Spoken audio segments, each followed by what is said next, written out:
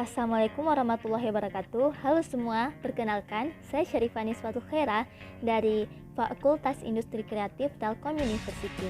Kali ini saya akan membahas penerapan tilang elektronik dan upaya pemberantasan tindak pidana korupsi. Bab pertama diawali dengan pendahuluan.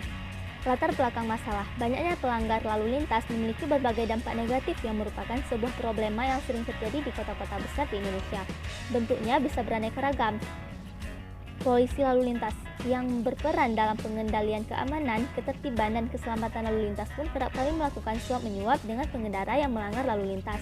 Tentu hal ini merupakan bagian dari perbuatan korupsi.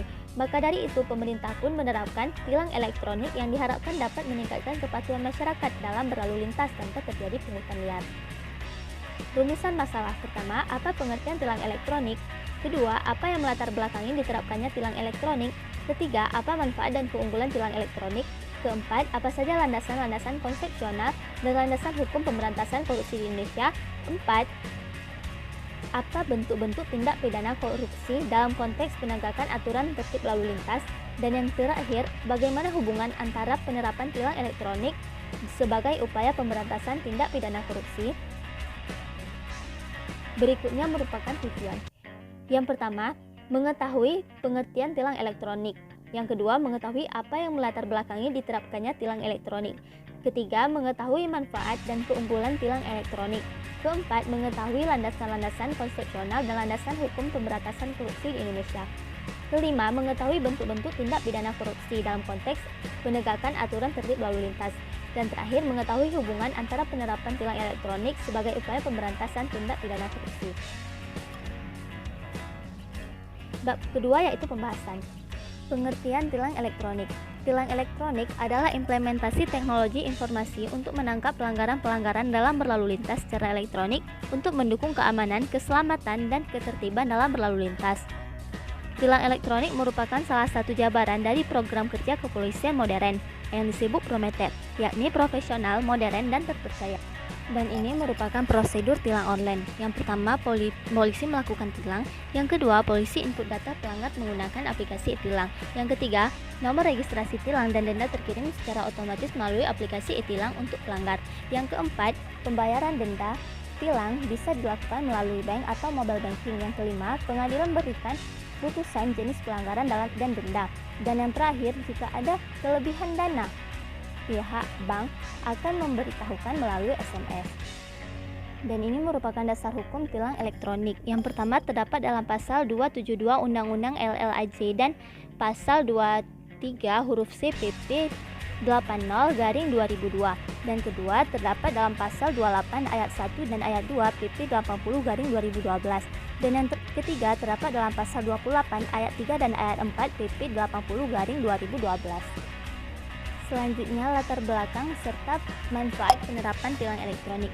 Latar belakang penerapan tilang elektronik dilandasi kebutuhan penegakan hukum terkait tertib lalu lintas dengan konsep praktis, mengingat tenaga kepolisian terbatas dan guna menghindari praktik koruptif tilang sebagaimana selama ini sering terjadi. Akibatnya, denda tilang tidak dapat secara optimal masuk ke kas negara. Kemudian, manfaat tilang elektronik antara lain yang pertama menindak pelanggar lalu lintas dan segala bentuk kejahatan lalu lintas lainnya. Yang kedua, efisiensi. Yang ketiga, dapat mendorong kesadaran pengemudi untuk tertib berkendara dan mematuhi lalu lintas. Dan terakhir, disiplin dan kesadaran masyarakat dalam berlalu lintas lebih baik dan tertib untuk mengurangi terjadinya kemacetan dan mengurangi terjadinya kecelakaan lalu lintas, karena kemacetan dan kecelakaan lalu lintas pasti diawali dari adanya pelanggar lalu lintas. Tindak pidana korupsi lalu lintas. Bentuk-bentuk tindak pidana korupsi dalam berlalu lintas terdiri dari yang pertama, menyuap petugas polisi lalu lintas. Hal ini bertentangan dengan pasal 5 ayat 1 huruf A Undang-Undang Nomor 31 Tahun 1999 dan Undang-Undang Nomor 20 Tahun 2001 tentang tindak pidana korupsi. Yang kedua, pungutan liar atau pungli.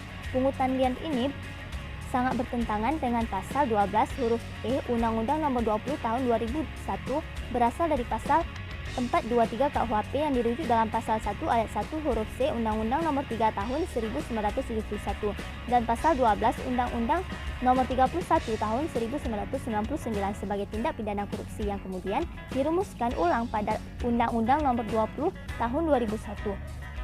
Dan kemudian Peraturan Presiden Nomor 87 Tahun 2016 tentang Satuan Tugas Sapu Bersih Pungutan Liar. Bab ketiga, penutup. Kesimpulan, tilang elektronik sangat berperan untuk menghilangkan praktik koruptif terkait tilang dan pelanggaran berlalu lintas lainnya. Selama ini, proses pembayaran tilang melalui persidangan cenderung lama dan bertele-tele, hingga kembalinya SIM atau STNK pada pelanggar pasca denda dibayar.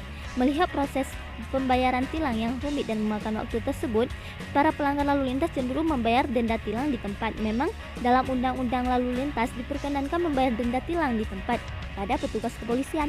Namun, administrasi kepolisian terkait beredarnya surat tilang dan persoalan metal oknum yang koruptif dengan memanfaatkan tilang yang tanpa disertai bukti turut berkontribusi dalam tidak optimalnya penegakan hukum melalui tilang.